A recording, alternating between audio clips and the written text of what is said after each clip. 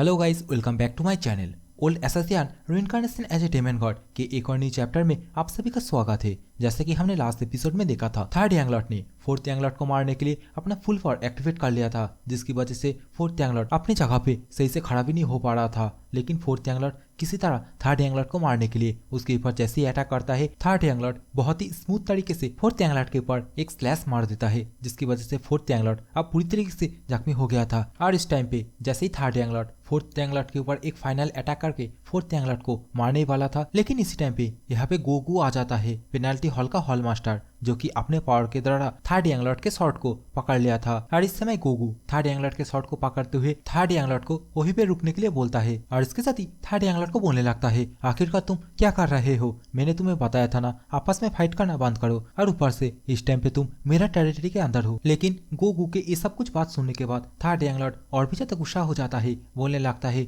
जो बंदा मुझे मारना चाहता है उसे मैं कैसे जाने दे सकता हूँ, और ऐसे भी तुम मुझे नहीं रोक सकते। और ये बोलने के साथ ही अपने शॉट को गोकू की एनर्जी से छुड़ा लेता है, और देखते ही देखते गोकू के ऊपर अटैक करने के लिए अपना पावर एक्टिवेट कर लेता है, जिसे कि देखने के बाद गोकू इस टाइम पे बहुत ही ज्यादा परेशान हो जाता है। और इस टाइम पे थर्ड यांगलॉट, जो कि बहुत ही फास्ट स्पीड के साथ गोकू के ऊपर अपने तलवार से अटैक कर देता है, जिससे कि गोकू बहुत ही मुश्किल के साथ डॉज कर पा रहा था। वो भी बहुत ही ज्यादा सरप्राइज हो गया था। लेकिन थर्ड यांगलॉट यहाँ पे नहीं रुकता। थर्ड यांगलॉट और भी बहुत ही फास्ट स्पीड के साथ चारों तरफ से गोकू के ऊपर अटैक करने लगता है, और देखते ही देखते अपने शॉट में बहुत सारे डेमोनिक एनर्जी डाल के थर्ड यांगलॉट इस टाइम पे गोकू के ऊपर एक बहुत ही खतरनाक स्लैश मार देता है। और इस अटैक को रोकने के लिए गोकू इस टाइम पे अपने हाथों में शील्ड क्रिएट कर लेता है और इस अटैक को रोकने लगता है। और बाकी में ये अटैक इतना ज्यादा पावरफुल था, जिससे कि रोकने के टाइम पे गोकू का हालत भी पतला हो गया था। आप लोग तो स्क्रीन पे गोकू का हालत अभी देख ही सकते हो। लेकिन इस टाइम पे इस अटैक से अपने आप को बचाने के बाद गोकू जैसे सामने की तरफ देखता है, वो देख के बहुत ही ज्यादा सरप्राइज हो जाता है, क्योंकि थर्ड यांगलॉट, जो कि इस टाइम पे गोकू के सामने नहीं है। और इस टाइम पे हमें थर्ड यांगलॉट को भी दिखाया जाता है,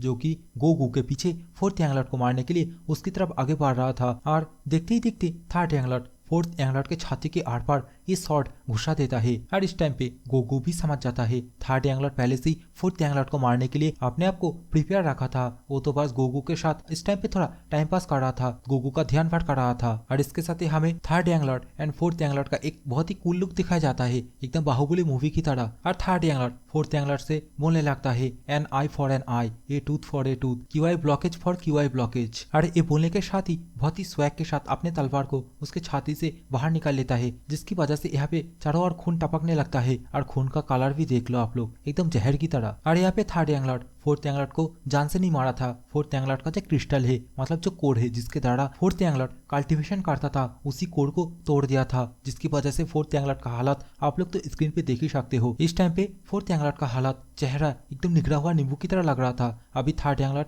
फोर्थ यांगलॉट से बोलने लगता है, अगर तुम फिर से अपना कल्टीवेशन करना चाहोगे तो तुम्हें एकदम बेसिक से स्टार्ट करना होगा। और इसके साथ ही फोर्थ यांगलॉट को मेडिसिन एंड एक्यूपंक्चर देने की बात करने लगता है। हमें इस टाइम पे थर्ड यांगलॉट के पीछे पेनाल्टी हॉल के और भी गार्ड को दिखाया जाता है, जो लोग भी यहाँ पे आ गया था। और ये सब कुछ नोटिस करने के बाद थर्ड यांगलॉट, जो कि अपने आप को इस टाइम पे पेनाल्टी हॉल के अंदर सरेंडर कर दिया था। और इसके साथ ही ये वाला सीन चेंज होता है, हमें एक जेल का सीन दिखाया जाता है, जिसके अंदर थर्ड यांगलॉट होता है। और थर्ड यांगलॉट के सामने वही पेनाल्टी हॉल का हॉल मास्टर थर्ड यांगलॉट को भी दिखाया जाता है, जिसका हाथ पाव और गले में चेन लगा हुआ था। और इस टाइम पे थर्ड यांगलॉट, जो कि पेनाल्टी हॉल के हॉल मास्टर गोकू से बोलने लगता है, आखिरकार तुम यहाँ पे कब तक खड़े रहोगे? तुम कुछ बोल क्यों नहीं रहे हो? और क्या तुम बात करने से पहले ये जो चेन लगा हुआ है इसे खोल सकते हो? क्योंकि इस चेन की वजह से मेरे हाथ पाव में बाकी में बहुत ही ज्यादा दर्द हो रहा है, और ऐसे भी मैं यहाँ से भागने नहीं वाला। लेकिन इस टाइम पे गोकू थर्ड यांगलॉट से बोलने लगता है, तुम अभी एक प्रिजन में हो, इसका मतलब तुम इस टाइम पे एक क्रिमिनल हो, तो मैं तुम्हारा ये रिक्वेस्ट नहीं रखने वाला। गोकू के मुंह से ये सब कुछ सुनने के बाद थर्ड यांगलॉट अभी बोलने लगता है,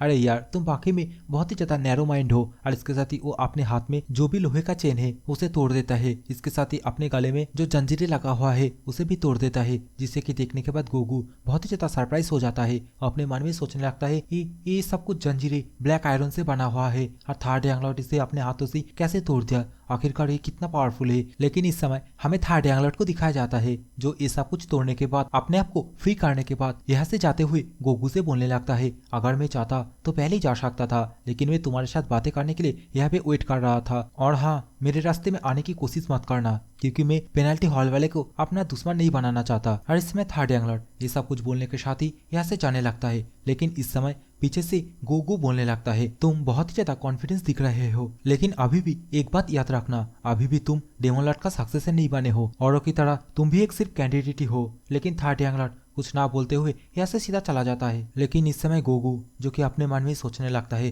थर्ड यंग लॉर्ड के बारे में। जब थर्ड यंग लॉर्ड ने मेरे पर अपने शॉट से स्लैश मारा था, उसे रोकने के टाइम पे मुझे तो ये अंदाजा हो गया था थर्ड यंग लॉर्ड वाकई में बहुत ही ज्यादा पावरफुल है और वो शायद मेरे जैसा ही पावरफुल है। और गोगू के ये सब कुछ सोचने के साथ ही ये वाला सीन यहाँ पे चेंज होता है। हमें एक रेस्टोरेंट का सीन दिखाया जाता है जहाँ पे थर्ड यंग लॉर्ड ठूस ठूस के खाना खा रहा था और थर्ड यंग लॉर्ड के सामने बेजक डेमन स्क्वाड के लीडर और डोंगपिल बैठा हुआ था। इस समय थर्ड यंग लॉर्ड को ऐसे खाना खाते हुए देख के बेजक डेमन स्क्वाड के लीडर बोलने लगती है, अरे यार तुम थोड़ा धीरे धीरे खाओ, तुम्हारा खाना कोई लेके भागने नहीं वाला, और क्या तुम्हें पेनल्टी हॉल वाले कुछ खाने के लिए नहीं दिया था? तो थर्ड यंग लॉर्ड बेजक डेमन स्क्वाड के लीडर से बोलने लगता है, नहीं वो लोग मुझे खाने में राइस और उसके साथ थोड़ा वेजिटेबल दिया था, लेकिन मैं वो खाना खा ही नहीं पाया। और इसी तरह ये तीनों आपस में अभी बैठे बैठे बातें करने लगता है, जहाँ पे डोंगपिल थर्ड यंग लॉर्ड से पूछने लगता है, आखिरकार फोर्थ यंग लॉर्ड का क्या होगा? अगर कोई फोर्थ यंग लॉर्ड के लिए तुम्हारे खिलाफ आवाज उठाने की कोशिश करेगा तो क्या होगा? जो कि सुनने के बाद थर्ड यंग लॉर्ड अभी बोलने लगता है, नहीं ऐसा नहीं होगा, क्योंकि डेमन लॉर्ड के कैंडिडेट के बीच ये फाइट हुआ है और इसमें कोई इंटरफेयर नहीं करेगा। और इसके साथ ही थर्ड यंग लॉर्ड बेजक डेमन स्क्वाड के लीडर एंड डोंगपिल से अपने अपने काम में जाने के लिए बोलने लगता है, अपने अपने पोजीशन अपने अपने लोगों के पास जाने के लिए बोलने लगता है। और इसके साथ ही थर्ड यंग लॉर्ड इन सभी को टाटा बाय बाय करते करते यहाँ से जाने लगता है। लेकिन इस समय डोंगपिल जो कि थर्ड यंग लॉर्ड की तरफ एक नजर से देखे जा रहा था, जो कि देखने के बाद बेजक डेमन स्क्वाड के लीडर पूछने लगती है, आखिरकार अब तुम्हें क्या हुआ? जो कि सुनने के बाद डोंगपिल थर्ड यंग लॉर्ड को जाते हुए देख के बोलने लगता है, मुझे ऐसा लग रहा है थर्ड यंग लॉर्ड जो कि हम लोगों से आखिरी बार गुड बाय बोल के गया। और डोंगपिल का ये बोलते ही ये वाला सीन चेंज होता है। इस समय हमें थर्ड यंग लॉर्ड का रेस्टोरेंट का सीन दिखाया जाता है, जहाँ पे थर्ड यंग लॉर्ड जैसे ही दरवाजा खोल के सामने की तरफ देखता है, हमें अंगुआ को दिखाई जाती है जो कि साफ सफाई कर रही थी। और इस समय अंगुआ जो कि थर्ड यंग लॉर्ड को देख के बहुत ही ज्यादा खुश हो जाती है और दौड़ के आके थर्ड यंग लॉर्ड को पकड़ लेती है। और इसके साथ ही रोते हुए थर्ड यंग लॉर्ड को शुक्रिया अदा कर रही होती है, क्योंकि थर्ड यंग लॉर्ड ने अंगुआ का जान जो बचाई थी। नेक्स्ट सीन हमें एक गार्डन का दिखाई जाती है और इस गार्डन के अंदर हमें डेमन लॉर्ड और डेमन लॉर्ड के पीछे वही हेड गार्ड को दिखाया जाता है, जो कि आपस में फोर्थ यंग लॉर्ड के बारे में बातें कर रहा था। जहाँ पे डेमन लॉर्ड हेड गार्ड से पूछने लगता है, आखिरकार फोर्थ यंग लॉर्ड का रिकवरी कंडीशन कैसा चल रहा है? जिसके रिप्ले में हेड गार्ड बोलने लगता है, ब्लड स्पिरिट पेविलियन का जो फिजिशियन है ऑफिस में अपना हाथ ऊपर कर लिया है, मतलब इस टाइम पे फोर्थ यंग लॉर्ड का जो हालत है उसे ठीक करना एकदम इम्पॉसिबल है। और ये सब कुछ सुनने के बाद डेमन लॉर्ड अभी हेड गार्ड से बोलने लगता है, अब तुम जा सकते हो। और हेड गार्ड जाने के बाद डेमन लॉर्ड अपने मन में सोचने लगता है, आखिरकार थर्ड यंग लॉर्ड वो क्या करने की कोशिश कर रहा है? क्या third young Lord fourth young Lord को अपनी तरह तड़पाना चाहता है? उसने उसका क्यूआई ब्लॉकेज कर दिया है, मतलब फोर्थ यंग लॉर्ड का जो क्यूआई कोड है उसे तोड़ दिया है और इसके साथ ही बहुत सारे लोगों के साथ गड़बड़ भी किया है। आखिरकार थर्ड यंग लॉर्ड ये सब कुछ करके क्या दिखाने की कोशिश कर रहा है? और डेमन लॉर्ड का ये सोचते ही शाम हो जाता है और इसके साथ ही हमें थर्ड यंग लॉर्ड का रेस्टोरेंट का सीन दिखाया जाता है, जहाँ पे अंगुआ चिल्ला के थर्ड यंग लॉर्ड से बोलती है, थर्ड यंग लॉर्ड आपसे मिलने गेस्ट आया है। जो कि सुनने के बाद थर्ड यंग लॉर्ड बोलने लगता है, अरे यार इस टाइम पे आप कौन आ गया? और वो जैसे ही देखता है हमें फैकल्टी मास्टर सो योनसिम को दिखाया जाती है और इस टाइम पे सो योनसिम को अपने रेस्टोरेंट के अंदर देख के थर्ड यंग लॉर्ड बहुत ही ज्यादा सरप्राइज हो जाता है। लेकिन इस समय सो योनसिम थर्ड यंग लॉर्ड से बोलने लगता है, जब तुम्हारे पास टाइम होगा क्या तुम मेरे रेस्टोरेंट के अंदर आना चाहोगे? और इसके बाद ही हमें कुछ देर बाद का सीन दिखाया जाता है, जहाँ पे सो योनसिम एंड थर्ड यंग लॉर्ड एक जगह पे बैठ के आपस में बातें करने लगता है। थर्ड यंग लॉर्ड सो योनसिम को जो मेडिकल ट्रीटमेंट मेथड दिया था उसी मेथड के बारे में बताते हुए सो योनसिम थर्ड यंग लॉर्ड से बोलने लगती है, वाकई में ये मेथड काम कर रही है और जिस पर्सन के इलाज के लिए मैं ये मेथड लिया था वो पर्सन धीरे धीरे करके सुस्त हो रहा है। और इसके साथ ही थर्ड यंग लॉर्ड से बता देती है, जिसके लिए मैं ये ट्रीटमेंट मेथड लिया था वो मेरा ही सक्सेसर है, मतलब ये होने वाला फैकल्टी मास्टर है। लेकिन इस समय थर्ड यंग लॉर्ड सो योनसिम से बोलने लगता है, आखिरकार तुम ये सब कुछ मुझे क्यों बता रहे हो? क्या ये तुम्हारे लिए रिस्क नहीं है और तुम मेरे ऊपर इतना ज्यादा भरोसा क्यों कर रही हो? जो कि सुनने के बाद फैकल्टी मास्टर सो योनसिम बोलने लगती है, मैं कभी भी कोई भी पर्सन के ऊपर भरोसा नहीं करती, लेकिन सिचुएशन के ऊपर भरोसा करनी पड़ती है। लेकिन इस समय थर्ड यंग लॉर्ड सो योनसिम से बोलने लगता है, तुम्हारी जो सक्सेसर है उसकी रिकवर तो बहुत ही अच्छे तरीके से चल रहा है, फिर भी तुम मुझे अपने रेस्टोरेंट के अंदर क्यों बुला रही हो? जो कि सुनने के बाद सो यनसिम बोलने लगती है, इस फैकल्टी के अंदर जितने भी डिसीजन है, जितने भी फाइनल डिसीजन है, वो सब कुछ मैं ही तय करती हूँ, लेकिन मेरी जो सक्सेसर है वो ये सब कुछ डिसीजन को कमेंट देती है, हर एक डिसीजन को कैरी करती है, और बेसिकली इस टाइम पे मेरी हाथ पैर सब कुछ बंधा हुआ है, मैं कुछ भी नहीं कर सकती। और अगर 1 महीने तक ऐसा ही चलता रहा तो इस डेमन काल के अंदर बहुत ही ज्यादा नुकसान देखने के लिए मिलेगा। और ये सब कुछ बात सुनने के बाद थर्ड यांगलॉर्ड को भी दिखाया जाता है, जो कि सो योनसिम की तरफ देखते हुए अपने मन में सोचने लगता है सो योनसिम के बताए हुए बातों के बारे में। और इसके साथ ही वो समझ जाता है अगर सो योनसिम इसी तरह अच्छी तरीके से काम नहीं कर पाया तो वाकई में डेमन काल के अंदर बहुत ही ज्यादा नुकसान होने वाला है।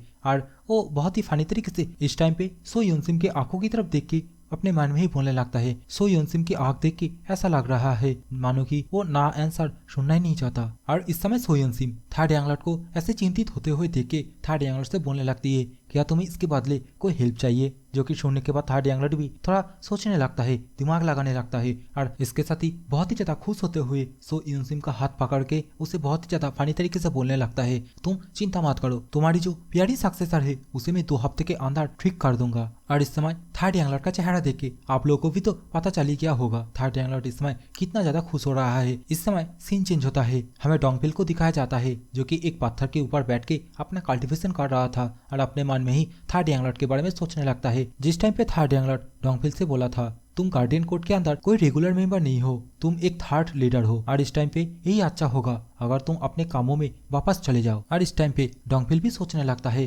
थर्ड यांगलॉर्ड ने सही बोला था, मुझे अपने लोगों को देखना होगा, मुझे अपने कामों में फोकस करना होगा। और इसके साथ ही वो बहुत ही धांसू तरीके से अपना कल्टीवेशन कर रहा था, अपने शरीर के अंदर से लेमन येलो कलर की ऑर्डर बाहर की तरफ निकल रहा था। लेकिन इस समय एक गार्ड आके डोंगपिल को बताता है उसे फास्ट लीडर बुला रहा है, जो कि सुनने के बाद डोंगपिल भी इस टाइम पे अपना कल्टीवेशन छोड़ के फास्ट लीडर के पास चला जाता है, जहाँ पे फास्ट लीडर डोंगपिल को एक पर्ची देते हुए बोलने लगता है, तुम्हारा जो ड्यूटी है उसे चेंज कर दिया गया है, तुम्हें तो पता ही है एनलाइटमेंट हॉल वाले हर 3 महीने में एक बार बाहर जाता है, और बाहर जाके वो लोग जरूरत की हर एक चीज, जहाँ पे बहुत सारे महंगी महंगी चीज भी होती है, वो सब कुछ वहाँ से यहाँ पे लेके आती है। लेकिन इस बार तुम्हें उन लोगों के साथ वहाँ पे जाना होगा, क्योंकि तुम्हें तो पता ही है 3 महीने बाद मारा फेस्टिवल आने वाली है, और इस समय अगर कोई भी हादसा हुआ तो हम वाकई में भारी मुश्किल में पड़ जाएंगे, तो तुम्हें सब कुछ ध्यान में रखना होगा। जो कि सुनने के बाद डोंगपिल भी समझ जाता है और वो इस काम के लिए राजी भी हो जाता है और पूछने लगता है मुझे कब जाना होगा। जो कि सुनने के बाद फास्ट लीडर डोंगपिल से बोलता है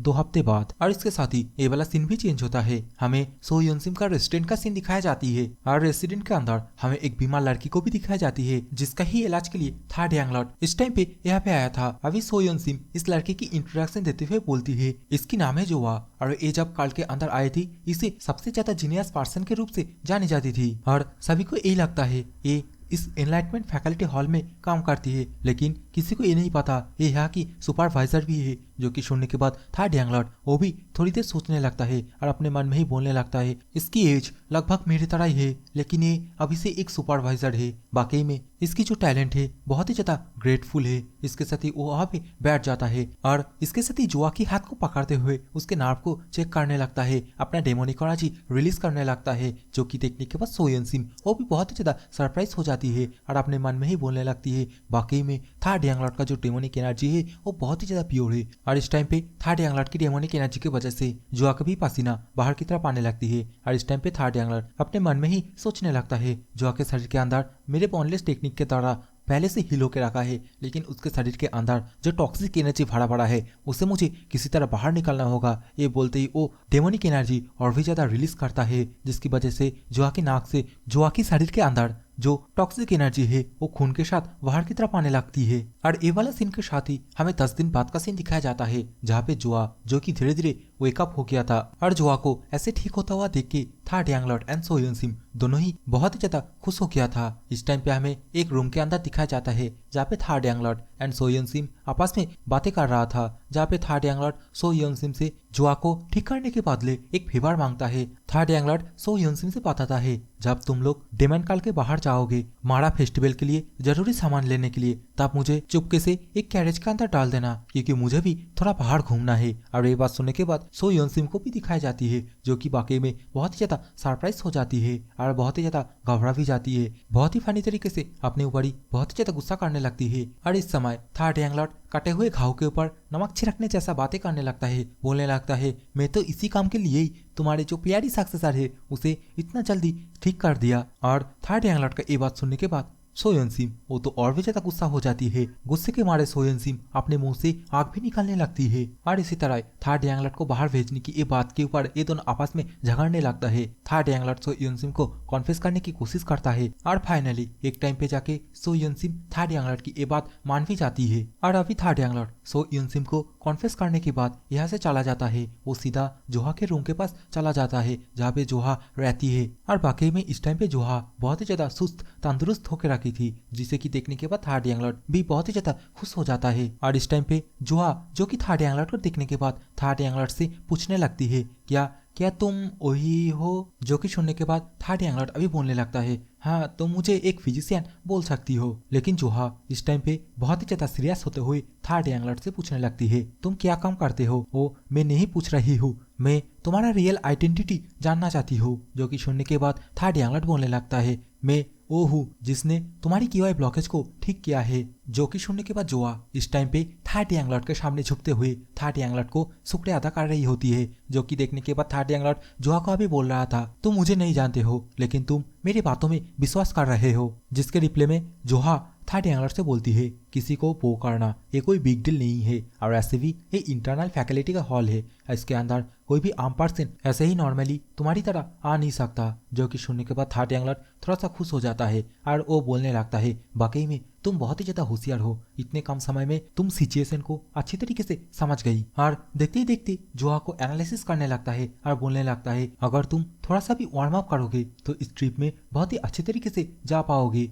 और इस समय हमें पीछे से सो यून सिम को भी दिखाई जाती है, जो कि यहाँ पे इसी टाइम पे दरवाजा खोल के अंदर की तरफ आ जाती है। और सो यून सिम भी थर्ड यंगलट की ये बात सुन लेती है और थर्ड यंगलट से बोलने लगती है नहीं नहीं थर्ड यंगलट ये अभी अभी तो रिकवरी से उठी है, अगर ये बाहर जाएगी तो इसकी हालत शायद और भी ज्यादा खराब हो जाएगी। और इस समय सो यून सिम की ये बात सुनने के बाद जोआ इस टाइम पे सो यून सिम से बोलने लगती है डिलीवरी स्क्वाड को मेंटेन करना ये मेरी मेन ड्यूटी है। और तुम्हें शायद पता नहीं है 6 महीनों से मैं जब बिस्तर पे लेटा हुआ था तब मैं अपने आप को कितना ज्यादा कोसती थी, और ऐसे यूजलेस होने से अच्छा मैं मर जाऊं, प्लीज मुझे डिलीवरी स्क्वाड के साथ जाने दो। और इसका ये बोलते ही ये वाला सीन चेंज होता है, हमें कैरेज का सीन दिखाया जाता है। और इनमें से एक कैरेज के अंदर हमें थर्ड यंगलट को भी दिखाया जाता है, जो अपने सिर पे बहुत ही कूल एक टोपी पहन के रखा था अपना आइडेंटिटी छुपाने के लिए। अभी ये सभी कैरेज जंगलों से होते हुए ऊंचे ऊंचे पहाड़ों से होते हुए डेमन कार्ल से एकदम सीधा जियांगसी की तरफ जाने लगती है। और इस समय थर्ड यंगलट के कैरेज के अंदर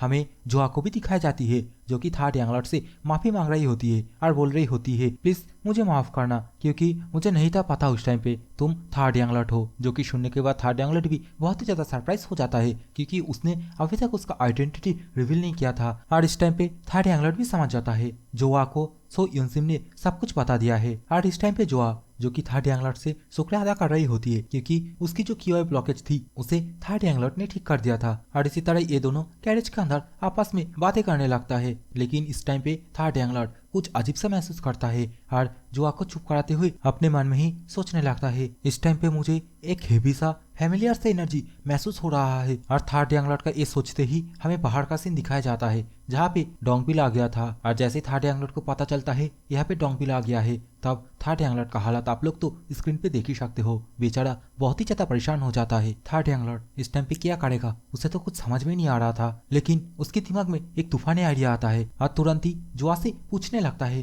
तुम्हारी हेल्थ कंडीशन अब कैसी है, क्या तुम अपना QI सर्कुलेट कर रहे हो। जो कि सुनने के बाद जोआ रिप्लाई में बोलती है हाँ आज सुबह में 2 घंटे किया था। लेकिन इस समय थर्ड यंगलट बोलता है नहीं नहीं तुम्हें और भी करना होगा, और इसके साथ ही उसके हाथ को पकड़ लेता है और कुछ टेक्निक यूज करके उसे यहाँ पे सुला देती है। और जोआ को सुलाने के बाद थर्ड यंगलट विस्परिंग टेक्निक यूज करके धीरे से डोंगबिल को अपने पास बुलाने लगता है हे डोंगबिल क्या कर रहे हो, यहाँ पे आओ। जो कि सुनने के बाद डोंगबिल भी बहुत ही ज्यादा सरप्राइज हो जाता है। वो बोलता है ये तो थर्ड यंगलट का आवाज है। और इस समय थर्ड यंगलट डोंगपिल को कैरेज के पास आने के लिए बोलता है। और इस समय डोंगपिल जो कि बहुत ही ज्यादा सरप्राइज हो गया था, वो थर्ड यंग लॉर्ड से सवाल जवाब करने लगता है, पूछने लगता है आखिरकार थर्ड यंग लॉर्ड आप यहाँ पे क्या कर रहे हैं। लेकिन थर्ड यंग लॉर्ड उसे चुप करते हुए बोलने लगता है, अरे यार धीरे से बोलो कोई सुन ना ले। और क्या तुम विस्परिंग मेथड यूज नहीं कर सकते? और दोनों ही विस्परिंग मेथड यूज करके आपस में बात करके हालात को संभाल लेता है। जहाँ पे third young Lord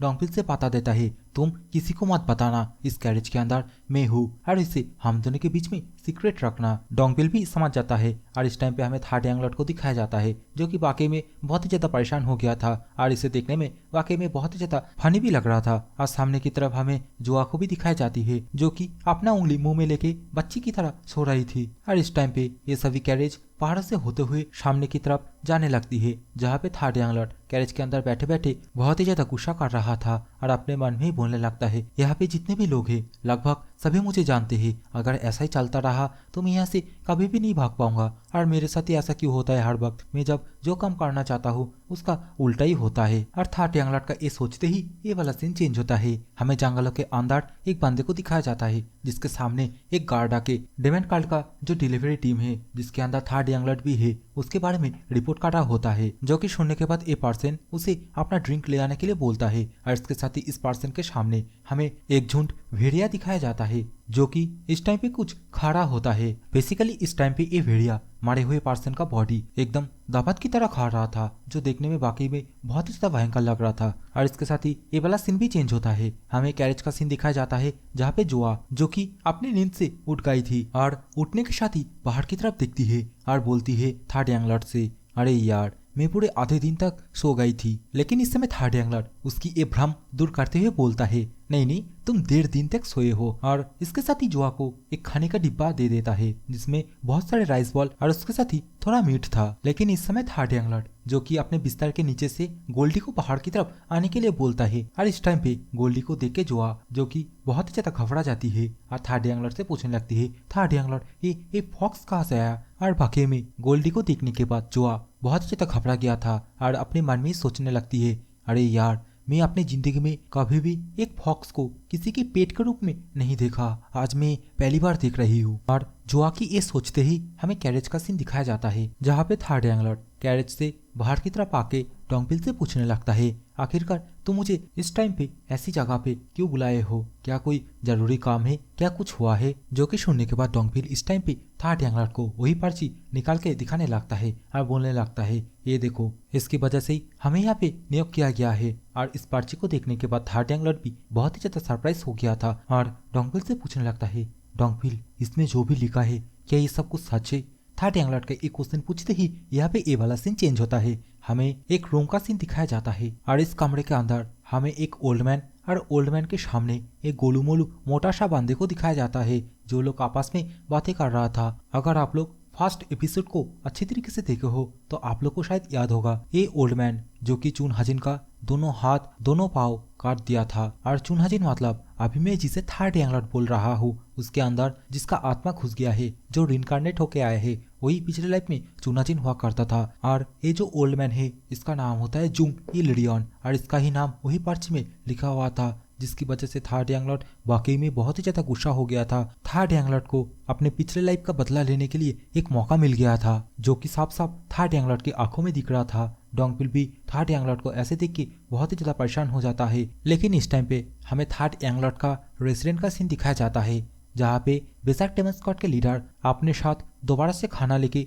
third young Lord के रेसिडेंट के अंदर आ गया था। लेकिन बेसाक टेमन स्क्वाड के लीडर जैसे सामने की तरफ देखती है वो बहुत ही ज्यादा सरप्राइज हो जाती है क्योंकि उसे थर्ड यंग लॉर्ड का जो प्रेजेंस है उसे महसूस ही नहीं कर पा रही थी। लेकिन इस समय आंगुआ जो कि बेसाक टेमन स्क्वाड के लीडर से बोलती है, थर्ड यंग लॉर्ड वो तो यहाँ पे नहीं है, थर्ड यंग लॉर्ड अपने ट्रेनिंग के लिए बाहर गया है। जो कि सुनने के बाद बेसाक टेमन स्क्वाड के लीडर बोलने लगता है, अरे यार वो तो पहले से कितना पावरफुल है फिर भी ट्रेनिंग कर रहा है। लेकिन इस समय बेसाक टेमन स्क्वाड के लीडर का ध्यान थर्ड यंग लॉर्ड के शॉर्ट के ऊपर जाती है और बेसाक टेमन स्क्वाड के लीडर अपने मन में ही बोलने लगता है, थर्ड यंग लॉर्ड जो कि बिना शॉर्ट के ट्रेनिंग करने गया है और मुझे ऐसा क्यों लग रही है जरूर से कोई खिचड़ी पाक रही है। लेकिन इस समय हमें थर्ड यंग लॉर्ड को दिखाया जाता है जो कि कैरेज के अंदर जुआ के सामने बैठी हुई थी। इस समय थर्ड यंग लॉर्ड जो कि अपना हाथ कसते हुए अपने मन में ही गुस्सा करते हुए सोचने लगता है, मेरा असली गोल क्या है? मैं अपने पिछले लाइफ पे बहुत सारे सेविंग हाउस बनाया था जहाँ पे मैं छुप सकता हूँ, और फ्रीडम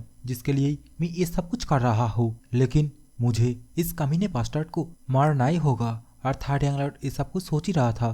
तभी जोआ जो कि थर्ड यंगलॉर्ड से पूछने लगती है, थर्ड यंगलॉर्ड इतना ज्यादा चिंतित क्यों है? क्या थर्ड यंगलॉर्ड आप ठीक हो? लेकिन इस टाइम पे जोआ के हाथ से गोल्डी जो कि एक ही छलांग में थर्ड यंगलॉर्ड के चेहरे के ऊपर चला जाता है। और वाकई में ये देखने में बहुत ही ज्यादा फनी लग रहा था। और इस समय हमें कैरेज के बाहर का सीन दिखाया जाता है जहाँ पे डोंगपिल एंड पेनाल्टी हॉल का एक गार्ड आपस में बातें कर रहा था, जहाँ पे वो गार्ड डोंगपिल से पूछने लगता है आखिरकार ये कौन कमीना है जो हमारे सामान को लूटने की कोशिश करेगा। जहाँ पे डोंगपिल उस बंदे से बोलता है नहीं जो भी हो जाए फिर भी हम अपना गार्ड डाउन नहीं कर सकते। डोंगपिल और वो गार्ड दोनों ऐसे ही बातें कर रहा था। लेकिन इस समय हमें कुछ लोगों को दिखाया जाता है जो कि भाग के इस तरफ ही आ रहा था और अपने कैप्टन से मतलब डोंगपिल के सामने जो बंदा खड़ा है उसे जोर जोर से पुकार रहा था। और इस टाइम पे पेनाल्टी हॉल के इतने सारे गार्ड को ऐसे भागते हुए आता देख के डोंगपिल एंड डोंगपिल के सामने जो गार्ड है वो उन लोगों के पास दौड़ के जाता है और उन लोगों से पूछताछ करने लगता है। जहाँ पे डोंगपिल और उस गार्ड को ये सभी गार्ड आके बोलता है हम लोग के साथ एक जगह पे कुछ लोगों के साथ फाइट हुआ है। जो कि सुनने के बाद डोंगपिल बहुत ही ज्यादा सरप्राइज होते हुए उस बंदे से पूछने लगता है आखिरकार तुम लोग किसके साथ फाइट करे हो? तो अभी ये बंदा बोलता है हम लोग के साथ जो भी फाइट कर रहा था वो कोई मामूली पर्सन नहीं है, उसके पास बहुत ही एडवांस लेवल की मार्शल आर्टिस्ट थी। और इस समय हमें थर्ड यंगलॉर्ड को भी दिखाया जाता है जो कि मार्शल आर्टिस्ट का नाम सुनते ही अपने कैरेज से बाहर आ गया था और बाकी में बहुत ही ज्यादा गुस्सा भी दिखा रहा था। और इन सभी से पूछने लगता है आखिरकार वो कमीना वो कहाँ पे है? और थर्ड यंगलॉर्ड का ये बोलते ही ये वाला सीन चेंज होता है। हमें जंगलों के अंदर एक घर का सीन दिखाया जाता है, एक टूटा फूटा घर का सीन दिखाया जाता है। और यहाँ पे हमें कुछ सामान और वही बंदे को दिखाया जाता है। वही बंदा मतलब गाइस जिसे हमें जंगलों के अंदर दिखाया गया था और जिसके सामने बहुत सारे भेड़िया भी था। अभी ये पर्सन और उसके साथ बहुत सारे गार्ड जो कि डिब्बे के अंदर जो भी सामान है बहुत ही अच्छी तरीके से देखने लगता है। इस समय एक गार्ड आके इस व्यक्ति से बोलने लगता है हम लोग के अंदर फाइट के बीच कुछ गार्ड बहुत ही ज्यादा जख्मी हो गया है। जो कि सुनने के बाद ये पर्सन बहुत ही ज्यादा गुस्सा होते हुए वही गार्ड से बोलने लगता है आखिरकार दुश्मन कितना ज्यादा पावरफुल था जिसके कारण हम लोग को इंजरी फेस करना पड़ा। लेकिन इस समय हमें एक टूटा फूटा दीवार के पास आत्मारासी एनलाइटमेंट फैकल्टी का एक गार्ड दिखाया जाता है जिसके मुंह से बहुत सारे खून भी निकल रहा था। अभी ये व्यक्ति इस गार्ड को जिंदा देखते हुए इस गार्ड से बोलने लगता है अरे यार अभी तक तुम जिंदा हो। लेकिन फैकल्टी का एक गार्ड इस व्यक्ति से बोलने लगता है हमारा डेमन गॉड तुम्हें नहीं छोड़ने वाला। जो कि सुनने के बाद ये व्यक्ति बहुत ही ज्यादा गुस्सा हो जाता है और देखते देखते इस गार्ड के गले में अपना पाँव देके इस गार्ड को वहीं पे जान से मार देता है। और वाकई में ये व्यक्ति इस बांदे को बहुत ही ज्यादा क्रूएल तरीके से मार दिया था। और ये व्यक्ति जैसे इस बांदे को पूरी तरीके से फिनिश कर देता है इस टाइम पे इस व्यक्ति के पीछे हमें एक ह्यूज एक बीस्ट जैसा बांदे को दिखाया जाता है जो कि इस बांदे से आके बोलने लगता है मेरे बच्चों के लिए खाना चाहिए, तुम जाके अपने कुछ सबऑर्डिनेट से बोल दो जल्दी से खाना लेके आने के लिए। और इस टाइम पे हमें बहुत सारे उल्फ को दिखाया जाता है जो कि कुछ खा रहा था। और बेसिकली यही उल्फ इस बंदे का बच्चा होता है, मतलब खुद का बच्चा नहीं, इन सारे उल्फ को ये पालन पोषण करता है। और इन्हीं उल्फ के लिए ये खाना मांग रहा था। जो कि सुनने के बाद अभी ये व्यक्ति मतलब जिस व्यक्ति से खाना मांग रहा था वो बहुत ही ज्यादा गुस्सा हो जाता है। जो कि देखने के बाद ये बीस्ट जैसा दिखने वाला व्यक्ति बोलने लगता है अरे यार मैं तो बस रिक्वेस्ट कर रहा हूँ और ऐसे भी मेरे साथ डील हुई थी जिसमें बोला गया था मेरे जितने भी बीस्ट है उन सभी को हर टाइम खाना मिलेगा। जो कि सुनने के बाद ये व्यक्ति भी कुछ नहीं बोल पाता, वो यहाँ से जाते हुए बोलने लगता है ठीक है मैं और भी लाशें यहाँ पे भेज देता हूँ। और वे व्यक्ति का चाहते ही यहाँ पे इस व्यक्ति का एक भयंकर रूप दिखाया जाता है। वाकई में इसके चार पास बहुत सारे उल्फा के इससे घेर के रखा था, देखने में एकदम जंगलों के टार्जन जैसा लग रहा था। और इसके साथ ही ये वाला सीन चेंज होता है, हमें डोंगपिल और वही गार्ड का सीन दिखाया जाता है जो लोग बाकी में बहुत ही ज्यादा परेशान हो गया था। और देखते ही देखते ये लोग भी उसी बिल्डिंग के पास भी आ गया था। और इस बिल्डिंग के पास हमें जोआ को भी दिखाई जाती है जो कि इन लोग के साथ यहाँ पे आ गया था। इस समय डोंगपिल यही टूटे हुए घर को देखने के बाद जोआ से बोलने लगता है ये लोग सबूत मिटाने के लिए इस घर को तोड़फोड़ कर दिया, लेकिन फिर भी ये लोग अपने कामों में इतना भी प्रोफेशनल नहीं है। और इसी तरह ये तीनों आसपास सबूत ढूंढने की कोशिश करने लगता है। इस टाइम पे जोआ जो कि सामने की तरफ वही गार्ड को बोलने लगता है, तुम यहाँ पे जितने भी डेड बॉडी है इन सभी का ध्यान रखो, मुझे कुछ टाइम चाहिए, मुझे ये सब कुछ हालात को समझने के लिए कुछ टाइम चाहिए। और अपने मन में सोचने लगता है बेसिकली ये सब कुछ जिसने भी किया है, जो भी ट्रूप ने ये सब कुछ किया है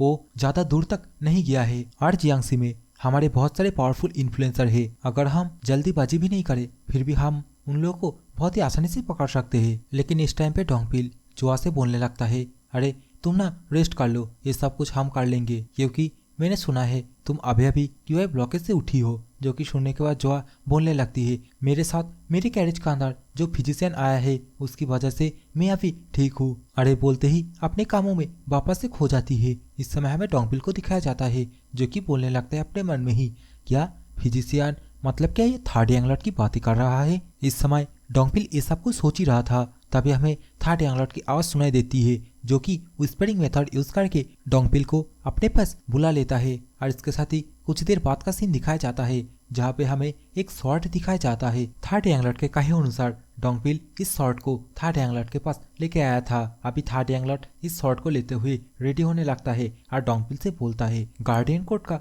मेन जो काम है वो है डिलीवरी स्क्वाड को सही सलामत कल्ट के अंदर हर एक सामान के साथ पहुंचाना, और जब तक एनिमी कौन है वो पता न चले तब तक स्लोली अपना कदम बढ़ाना। और इस समय थर्ड यांगलॉट के मुंह से ये सब कुछ सुनने के बाद डोंगपिल को घंटा भी कुछ समझ में नहीं आ रहा था। वो थर्ड यांगलॉट से पूछने लगता है, थर्ड यांगलॉट आखिरकार आप करना क्या चाहते हो। लेकिन थर्ड यांगलॉट डोंगपिल को एनिमी कितना ज्यादा पावरफुल है वो समझाते हुए उसे हर एक कामों में आगे जाने के लिए मना करता है और यहाँ से एक ही छलांग में चला जाता है। इस टाइम पे थर्ड यांगलॉट अपने स्पीड के साथ जाते हुए हर एक सिचुएशन के बारे में सोचने लगता है। अभी थर्ड यांगलॉट को ये तो पता चल जाता है यहाँ पे कुछ गलत होने वाला है, क्योंकि यहाँ पे वही बुरा आदमी जिसने की थर्ड यांगलॉट के पिछले लाइफ पे जब थर्ड यांगलॉट चुनहाजिन हुआ करता था उसके हाथ पाव काट दिया था, वही ओल्ड मैन यहाँ पे है। इस टाइम पे सीन चेंज होता है, हमें वही उल्फ को दिखाया जाता है जो लोग मजे से अपना खाना खा रहा था। इस टाइम पे हमें वही व्यक्ति को दिखाया जाता है जो कि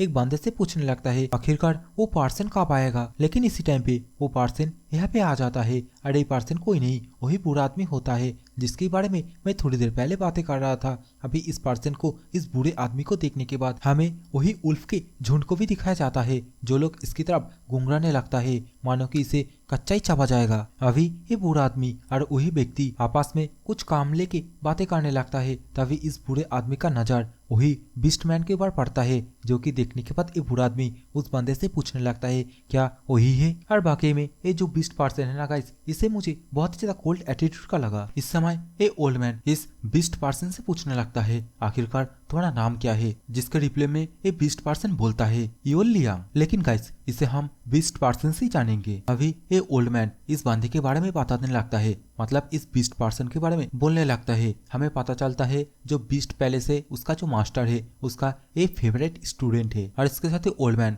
खुश होते हुए बोलता है मैं जिसे ढूंढ रहा था आखिरकार मुझे वैसा बंदा मिल ही गया। और बाकी में इसका क्यूआई एनर्जी बहुत ही ज्यादा टेंस है और पीक रिलेम का टॉप मार्शल आर्टिस्ट भी इसका 10 अटैक सही नहीं पाएगा। और ये बोलने के साथ ही ये ओल्ड मैन अभी बहुत ही ज्यादा सीरियस होते हुए अपना कोल्ड एनर्जी बाहर निकालने के साथ ही सामने वाले जो व्यक्ति है, मतलब जो ये सब कुछ लीड कर रहा है, उसे बोलने लगता है मैं तुम्हें जो चीज कलेक्ट करने के लिए बोला था क्या तुम उसे लेके आए हो। जो कि सुनने के बाद ये व्यक्ति अभी अपने जेब से एक आइटम निकाल के इस बुरे आदमी के हाथ में दे देता है। अभी इस कपड़े के अंदर से एक छोटा सा नील कलर का क्रिस्टल बाहर की तरफ निकलता है और ये जो क्रिस्टल है इसका नाम होता है जेड ऑफ कैलामिटी। और जेड ऑफ कैलामिटी का एक क्रिस्टल को अपने हाथों में पकड़ के ये ओल्ड मैन वाकई में बहुत ही ज्यादा स्कैरी लुक दे रहा था। और इसके साथ ही इस क्रिस्टल को अपने पास रखते हुए यहाँ से जाने लगता है। लेकिन सामने की तरफ खड़ा हुआ ये व्यक्ति अभी इस ओल्ड मैन से बोलने लगता है स्टील ब्लड फॉरेस्ट के बारे में। लेकिन इस समय इस स्क्वाड लीडर इस बूढ़े आदमी के कंधे के ऊपर अपना हाथ रखा था, जिसकी वजह से ये बूढ़ा आदमी बहुत ही ज्यादा गुस्सा हो जाता है, जिससे कि समझते ही ये स्क्वाड लीडर अपना हाथ उसके कंधे से हटा लेता है। लेकिन स्क्वाड लीडर इस बूढ़े आदमी से बोलने लगता है अरे यार तुम ऐसे क्यों कर रहे हो, क्या तुम एक साथ काम नहीं कर सकते। जो कि सुनने के बाद ये बुरा आदमी उस बंदे से बोलने लगता है आखिरकार तुम्हारा औकात क्या है जो तुम मुझे काम करने के लिए ऑफर करो। और ये बोलते ही ये ओल्ड मैन अभी अपने एक हाथ को ये वाले स्कॉट लीडर के सीने के आर पार कर देता है और इसे यहीं पे जान से मार देता है। और ये वाले स्कॉट लीडर को मारने के बाद ये बुरा आदमी वही बीस्टमैन से इशारा में बोल देता है, यहाँ पे जितने भी मरे हुए स्कॉट लीडर का स्कॉट मेंबर है सभी को तुम अपने बीस्टों से खिला सकती हो। और ये बोलते ही हमें वही बीस्टमैन का एक बहुत ही भयंकर स्कैरी लुक दिखाया जाता है जो कि खुश होते हुए बोलने लगता है, मैंने कब ना कहा। और इसके साथ ही ये वाला सीन चेंज होता है, हमें एक दूसरे जगह का सीन दिखाया जाता है जहाँ पे बहुत सारे गार्ड आपस में बातें कर रहा था, आपस में कुछ चीज लेके कुछ कामों लेके बातें कर रहा था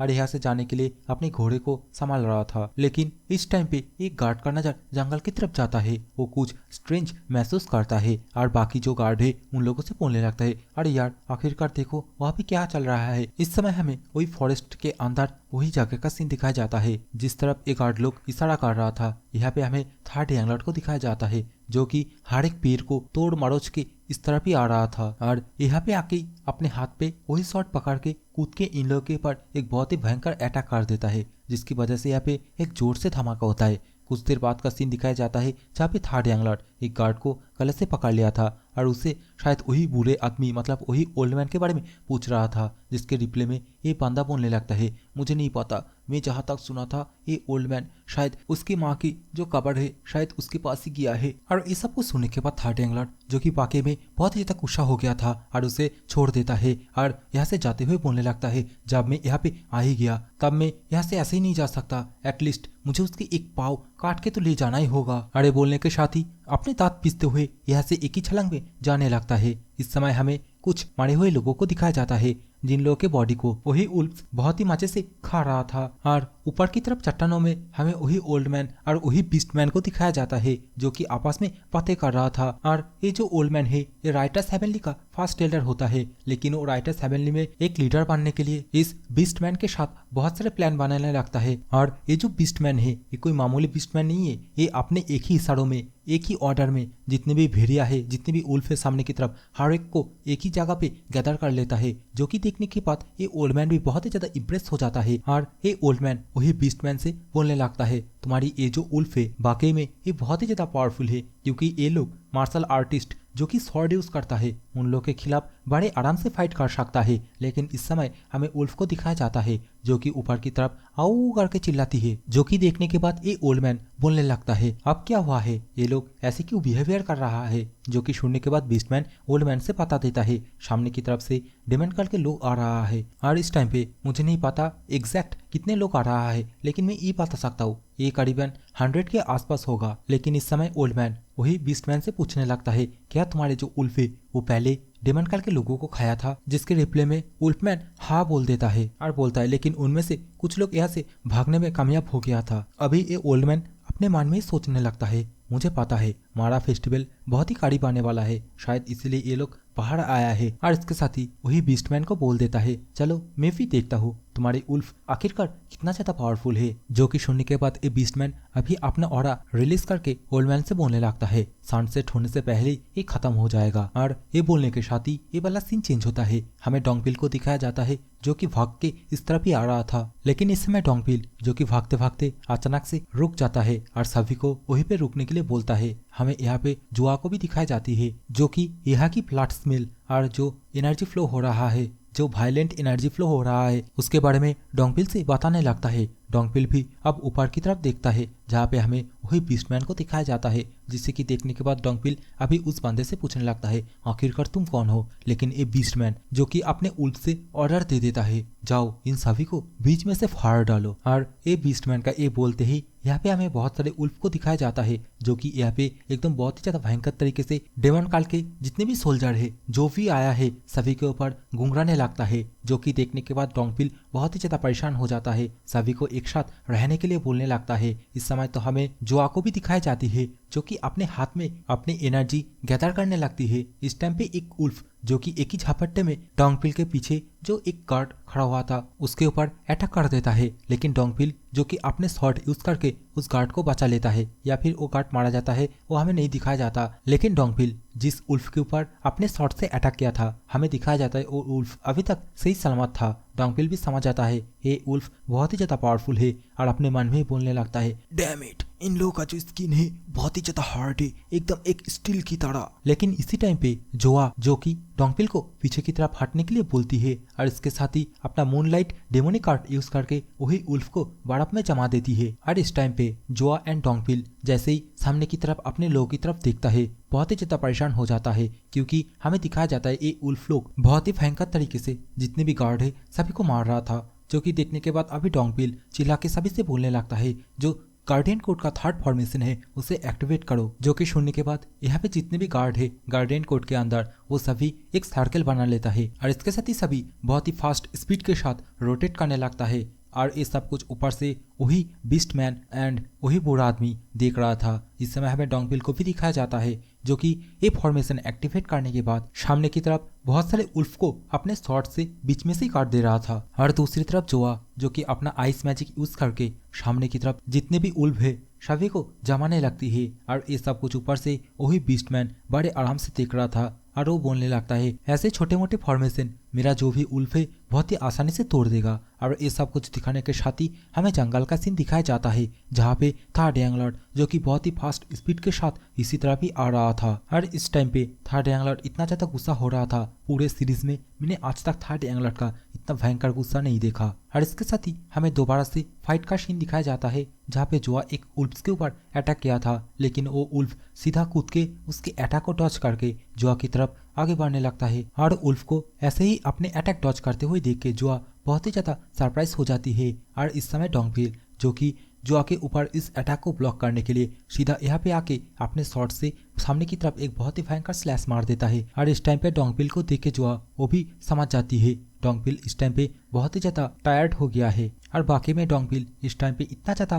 टायर्ड हो गया था वो अपने घुटनों पे आ गया था। इस टाइम पे तो डोंगपिल के मुंह से खून भी पहाड़ की तरफ आ रहा था। डोंगपिल सभी को चिल्ला के बोलता है, फॉर्मेशन ओपन करो, और सभी को उस फॉर्मेशन के अंदर जाने के लिए बोलता है। और ये लोग जैसे फॉर्मेशन को थोड़ा लूज करता है, गोल गोल घूमना बंद करता है, तभी ये बीस्ट इन लोग के ऊपर झपट्टा मार देता है। और ये सब कुछ ऊपर से वही ओल्ड मैन और वही बीस्ट पर्सन देख रहा था। इस समय ओल्ड मैन बीस्ट पर्सन से बोलने लगता है, ये लोग हेवनली डेमन काल का लोग है, अगर ये लोग थक भी जाए फिर भी ये लोग कभी भी हार नहीं मानेगा। क्या बोलते हो, तुम जाके दिखा दो आखिरकार बीस्ट पैलेस का सक्सेसर का पावर कैसा होता है। इस समय हमें तो डोंगपिल को भी दिखाया जाता है जो कि अपने शॉट से बहुत सारे उल्फ को ऐसे ही मारे जा रहा था, जिससे कि ये बीस्टमैन ऊपर से खड़े खड़े देख रहा था। और देखते ही देखते ऊपर से डोंगपिल की तरफ नीचे जंप कर देता है और डोंगपिल के ऊपर एक बहुत ही भयंकर अटैक कर देता है, जिसकी वजह से डोंगपिल के मुंह से भी उफ निकल जाती है। और इस अटैक की वजह से यहाँ पे एक जोर से धमाका हुआ था, जिसे कि देखने के बाद इस टाइम पे जोआ बहुत ही ज्यादा परेशान हो जाता है डोंगपिल के लिए। लेकिन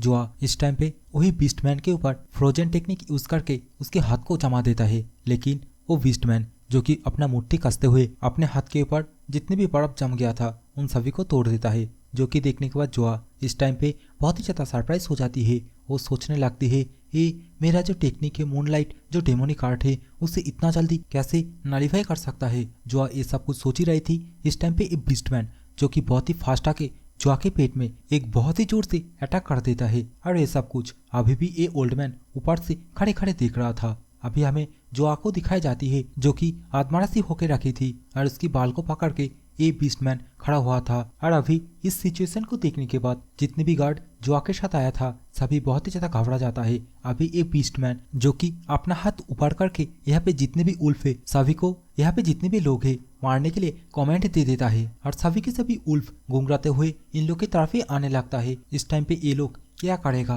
क्या करना चाहिए, इन लोग को कुछ भी समझ में नहीं आ रहा था। इस टाइम पे डोंगपिल जो कि सभी को अपने अपने जान बचाने के लिए भागने बोलता है, लेकिन तब तक बहुत ही ज्यादा देर हो चुका था। एक उल्फ जाके एक गार्ड को मुंह से पकड़ लेता है, जो कि अभी आप लोग स्क्रीन पे देख ही सकते हो। और इस सब कुछ सिचुएशन देखने के बाद ये बीस्टमैन जो कि जोआ के हेयर को पकड़ते हुए जोआ से बोलने लगता है। इन सभी का चिल्लाने की आवाज वाकई में बहुत ही ज्यादा मजा आ रहा है। लेकिन इसी समय डोंगपिल जो कि अपना बचा कुचा एनर्जी इकट्ठा करके अपने शॉट में डाल के सीधा इसी बीस्टमैन के ऊपर अटैक कर देता है। लेकिन ये बीस्टमैन जो कि इस अटैक को टच कर लिया था और डोंगपिल को बहुत ही जोर से गले से पकड़ के जमीन के ऊपर पटक देता है, जिसकी वजह से बेचारा डोंगपिल इस टाइम पे वाकई में बहुत ही ज्यादा जख्मी हो जाता है और अपने मन में ही सोचने लगता है अगर हम लोग को जिंदा रहना है तो जल्दी से यहाँ से निकलना होगा। लेकिन इस टाइम पे ये बीस्टमैन डोंगपिल को पकड़ के जमीन में घिसक के लेके आके सीधा एक पत्थर पे जोर से टकरा देता है, जिसकी वजह से डोंगपिल इस टाइम पे